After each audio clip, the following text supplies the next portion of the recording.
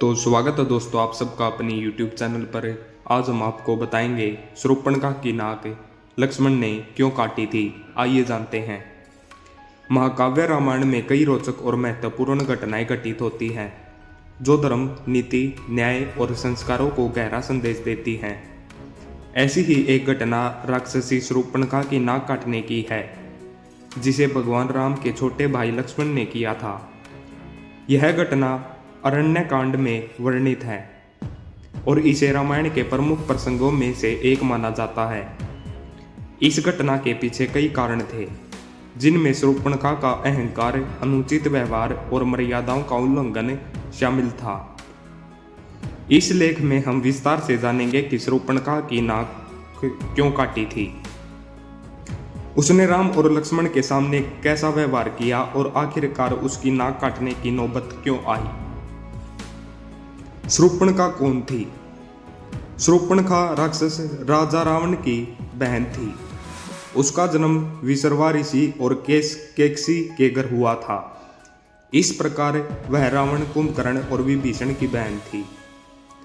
शूर्पणखा का विवाह कालनेमी नामक असुर से हुआ था, लेकिन वह युद्ध में मारा गया। अपने पति की मृत्यु के बाद शूर्पणखा अपने भाइयों से संरक्षण में रहने लगी। वह अपने सौंदर्य और मायावी शक्तियों पर गर्व करती थी और वह मनचाहा रूप धारण कर सकती थी। शूर्पणखा और राम लक्ष्मण का प्रथम संवाद जब भगवान श्री राम अपनी पत्नी सीता और भाई लक्ष्मण के साथ वनवास के दौरान पंचवटी क्षेत्र में रह रहे थे, तब शूर्पणखा वहां पहुंची। उसने वहां भगवान राम को देखा और उन पर मोहित हो गई। उसने देखा कि राम अत्यंत सुंदर और तेजस्वी और आकर्षक हैं। उनकी रूप राशि देखकर उसने मन में काम वासना उत्पन्न हुई और उसने राम को अपने लिए वर के रूप में चुना। शूर्पणखा ने राम के पास जाकर उनसे विवाह का प्रस्ताव रखा और कहा, हे राम, तुम अत्यंत सुंदर हो, शक्तिशाली और तेजस्वी हो। मैं भी सौंदर्यवंती हूँ और मेरे समान कोई दूसरी स्त्री नहीं है। तुम मुझे अपने पति बना लो। अब हम दोनों साथ में सुखपूर्वक जीवन का व्यतीत करेंगे। भगवान राम ने विनम्रता से कहा, हे सुंदरी, मैं तो पहले ही विवाह कर चुका हूँ।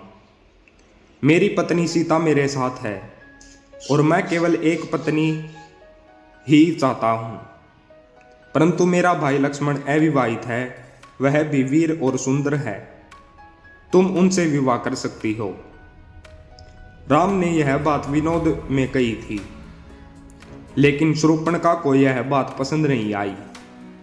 वह तुरंत लक्ष्मण के पास गई और वही प्रस्ताव दोहराया।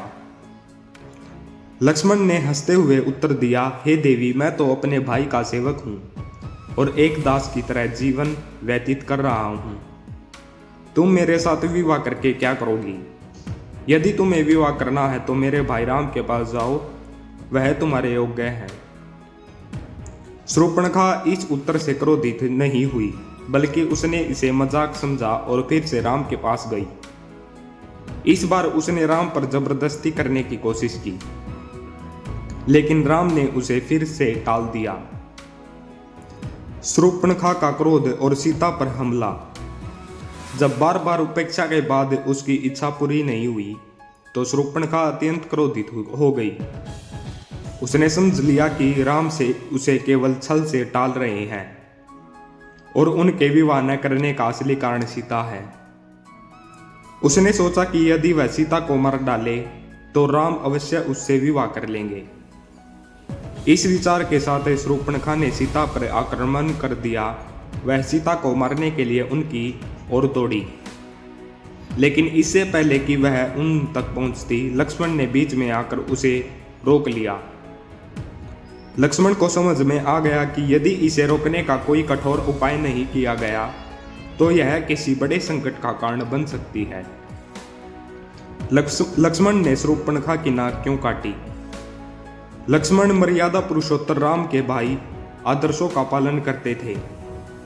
उन्होंने कभी भी क्षत्रिय का अपमान नहीं किया था, लेकिन शूर्पणखा के दुर्व्यवहार और आक्रमण को देखकर उन्होंने कठोर कदम उठाने का निश्चय किया। उन्होंने शूर्पणखा से कहा, तू दुष्ट स्वभाव की है और तेरे आचरण अनुचित हैं। तुमने मर्यादा का उल्लंघन किया है, इसलिए तुझे दंड मिलना चाहिए। यह कहकर लक्ष्मण ने अपने तलवार से शूर्पणखा की नाक काट दी। नाक काटना उस समय किसी के लिए बहुत बड़ा अपमान माना जाता था। लक्ष्मण ने उसे जीवन दान दिया, लेकिन उसका घमंड चूर कर दिया। शूर्पणखा की नाक काटने के परिणाम शूर्पणखा अपनी नाक काटने के बाद अत्यंत क्रोधित और अपमानित महसूस कर रही थी। वह रोती हुई अपने भाइयों के पास गई, दूषण के पास गई, उन्हें राम और लक्ष्मण पर आक्रमण करने के लिए उकसाया। खर और दूषण ने अपनी विशाल राक्षस सेना के साथ राम और लक्ष्मण पर आक्रमण किया, लेकिन वे भगवान राम द्वारा मारे गए। इसके बाद शूर्पणखा लंका गई और अपने भाई रावण से अपनी पीड़ा कही।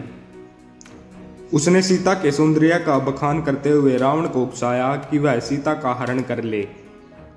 यही वह घटना थी जिसे आगे चलकर रामायण के मुख्य युद्ध का कारण बना और अंत में रावण का विनाश हुआ। शूर्पणखा की नाक काटने की शिक्षा। यह प्रसंग हमें कई महत्वपूर्ण शिक्षाएं देता है। मर्यादा का पालन करना आवश्यक है। शूर्पणखा ने सामाजिक और नैतिक मर्यादाओं का उल्लंघन किया, जिसके कारण उसे दंड भुगतना पड़ा। दुष्टता का अंत निश्चित है। अहंकार और अनैतिक आचरण अतः व्यक्ति के विनाश का कारण बनते हैं। नारी का सम्मान सर्वोपरि। लक्ष्मण ने सीता की रक्षा के लिए कठोर कदम उठाया, जिससे यह सिद्ध होता है कि सती साध्वी नारियों की रक्षा कर स्थिति में की जानी चाहिए। क्रोध और प्रतिरोध से हानि होती है।